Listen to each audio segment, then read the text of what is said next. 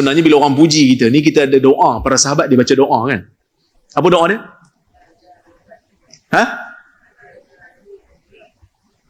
Allahumma la tu'akhidni bima yaqulun waghfirli lima la ya'lamun waj'alni khairan mimma yadhunnun. Itu di antara doa yang para sahabat baca bila mereka dipuji. Tapi doa ni bukan wajib.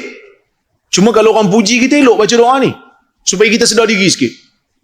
Allahumma la tu'akhidni bima yaqulun. Wahai Tuhan, kau janganlah ambil tindakan pada aku atas apa yang mereka sebut. Waghfirli lima la ya'lamun. Wahai Tuhan, ampunkan aku pada benda yang mereka tak tahu tentang aku. Mereka puji aku sebab ada benda yang mereka tak tahu tentang aku ni.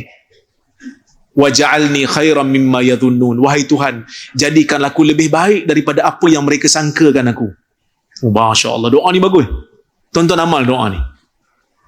Kan? Amal doa ni. Allahumma la tu'akhidni bima yaqulun. Wahai Tuhan, tak apa yang bahasa Arab tak apa, ambil yang Melayu. Okay. Wahai Tuhan, jangan ambil tindakan pada aku atas apa yang mereka sebut. Kan?